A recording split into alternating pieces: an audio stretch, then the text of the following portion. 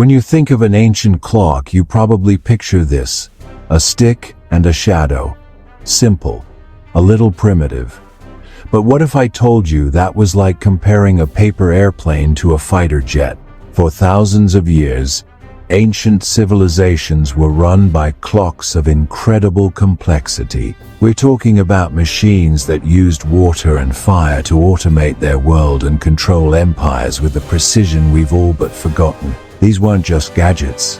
They were sophisticated pieces of engineering that served as the master controls for entire civilizations. From the moment our ancestors first looked to the sky, the sun was our clock. Its arc across the heavens dictated the rhythm of life: when to hunt, when to plant, when to rest. The ancient Egyptians, who were masters of monumental engineering, formalized this. As early as 3500 BCE, they put up massive obelisks, whose moving shadows formed a giant, public sundial that split the day into morning and afternoon.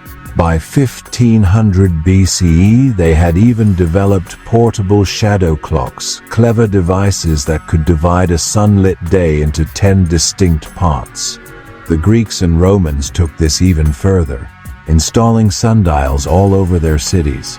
By 50 BCE, the magnificent Tower of the Winds in Athens served as a public horologium, or clock tower, for all its citizens. With its 8 sides, each decorated with a sundial and a carving of a wind god, it was a hub of civic life, letting people know where they were in both space and time. But for all their genius, sun clocks had one single glaring flaw: they were slaves to the sun. What happened on a cloudy day? And more importantly, what happened when the sun disappeared entirely, plunging the world into 12 hours of darkness? For a civilization to truly advance, to coordinate night watches, to schedule religious rites, to run a 24-hour society, it needed to conquer the night. It had to break free from the sun's tyranny. This was one of the greatest technological hurdles of the ancient world, and the solution they devised was nothing short of genius. The answer was water. The water clock, or Clepsydra as the Greeks called it literally, the water thief, was the first great breakthrough in 24-hour timekeeping. The oldest physical evidence we have for one dates back to the reign of the Egyptian pharaoh Amenhotep III, around 1400 BCE. These early clocks were marvels of simplicity. Stone vessels with gently sloping sides and a tiny hole near the bottom. As water dripped out at a steady rate, markings on the inside of the pot would indicate the passing of the hours, day or night. But this simple design hid a complex physics problem, one that would baffle and inspire engineers for centuries.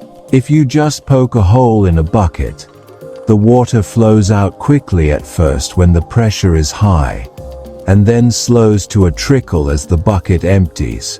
Your hours would get progressively longer, and your clock would be wildly inaccurate. The Egyptians tried to fix this with precisely angled sides on their vessels, but the Greeks, obsessed with precision, took it to a whole new level. This is where the surprising ingenuity truly shines. In the 3rd century BCE, a Greek inventor named Ctesibius, likely the head of the Museum of Alexandria, devised a revolutionary solution. He created a 3-vessel system. The first container dumped water into a second, smaller one. This second container had an overflow spout, so it was always full to the brim, meaning the water pressure was always constant. This constant pressure fed a steady, unchanging stream of water into the 3rd container, the actual clock. It was the world's first self-regulating machine, using a feedback mechanism to ensure perfect, consistent operation. With a reliable flow of water, Ctesibius could add all sorts of dazzling new features. He used a float that rose with the water level to move a pointer which indicated the time on a column.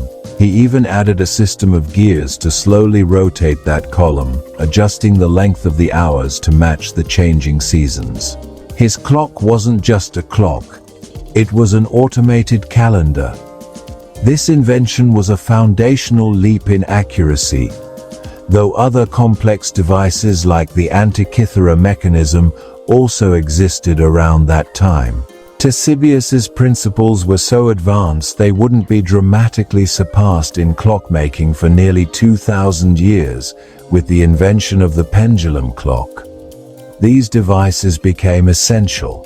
In Athenian courts, speeches were timed with a clepsydra. When the water ran out, "Your time was up," a phrase we still use today. And we're just getting started. The engineering here is so much more clever than most of us realize. If you're loving this forgotten history, do me a favor and hit that subscribe button. We dive into forgotten technologies and the surprising genius of the ancient world every week, and you won't want to miss what's next. But water wasn't the only element ancient engineers harnessed to master time. What if you needed something more portable, or something that wouldn't freeze in the cold winters of Northern Europe? The answer was the candle clock. The first known written reference comes from a Chinese poem in the 6th century CE, but the concept was beautifully simple. A candle was marked with evenly spaced lines. As the candle burned, each passing mark represented a set amount of time. You were literally melting the hours away. This tech became vital in medieval European monasteries. Monks, whose lives were governed by a strict schedule of prayers called the canonical hours, needed a way to keep time through the long, dark nights. They used standardized beeswax candles, which burned evenly, to regulate their vigils. Some even stuck nails into the wax at specific points. When the wax melted, the nail would fall and clatter into a metal tray below, creating a simple but effective alarm clock. Meanwhile, another invention was gaining popularity: the sand glass, or hourglass. Believed to have been popularized in the 14th century, the hourglass had a key advantage over water clocks. The flow of sand isn't dependent on pressure, and it doesn't freeze. This made it incredibly reliable and the perfect timekeeping device for use at sea, where it was essential for timing a ship's watch or helping to calculate speed. But solving for longitude? That would have to wait for a much more accurate clock centuries later. But the quest for precision was also a quest for spectacle. The most advanced ancient clocks weren't just timekeepers, they were theatrical displays. While thinkers like Archimedes explored the principles of mechanical devices, it was later Hellenistic and Islamic engineers who created the most stunning automata.